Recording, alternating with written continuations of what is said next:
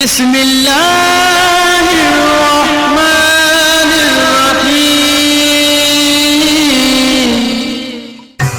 अल्लाहु अल्लाहु अल्लाहु।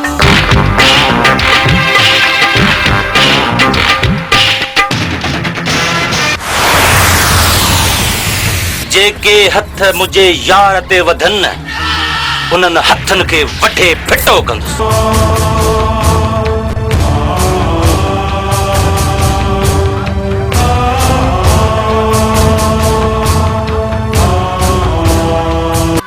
आमिर असां वटि अधवाल कपिड़े जो टुकर आहे।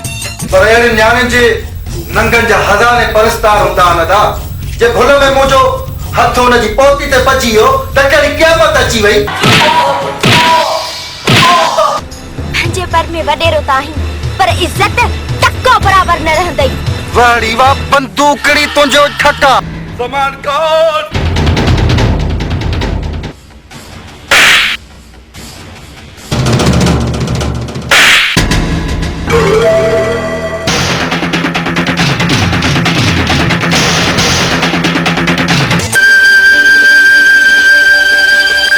थप्पड़ जो जवाब अहिड़ो ॾींदोसीं ज़मान खान जो सॼी ज़िंदगी यादि रखंदे।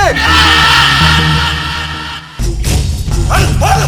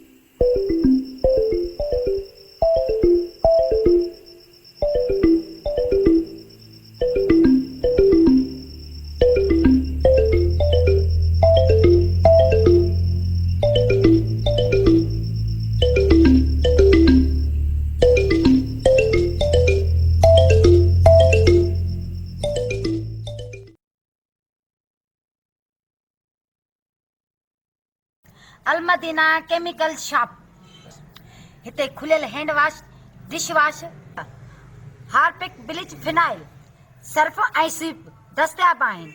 हैंड वॉश 120 रुपया किलो, हार्पिक 140 रुपया किलो, स्वीप 80 रुपया किलो, फिनाइल हाई क्वालिटी जो 120 रुपया किलो, फिनाइल नॉर्मल क्वालिटी 90 रुपया किलो, शाहीन कपड़नि ऐं थावनि ऐं शीशनि खे साफ़ करण लाइ 80 रुपया किलो, सर्फ गोल्डन 150 रुपया किलो, सर्फ सिल्वर 120 रुपया किलो, ब्लीच अछनि कपड़नि जा दाग साफ़ करण लाइ 80 रुपया किलो, लेमन मिक्स थावनि साफ़ करण लाइ 120 रुपया किलो।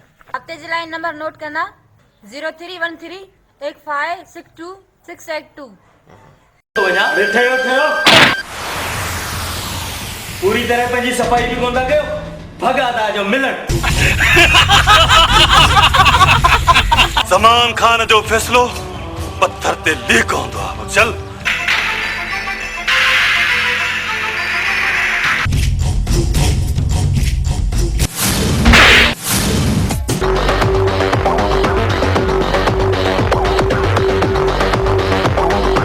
मां पुट कंहिंजो पंहिंजे पीउ जो। पीउ कहिड़ो? शहबाज़ खान। आऊं इहो जागीर कंहिं फ़क़ीर खे त ॾेई सघां थो, पर तो जहिड़े लालची धरती जे गद्दार खे नथो ॾेई सघां।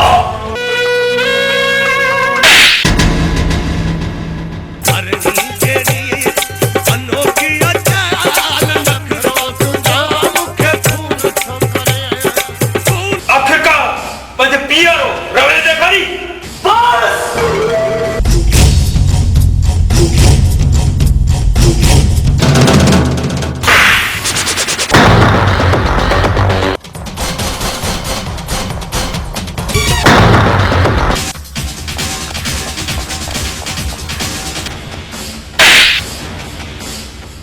बकवास बंद कर।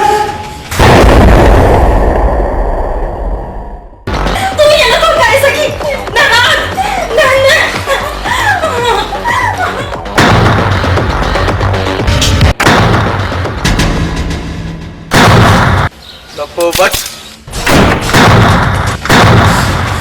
टमाटर टमाटर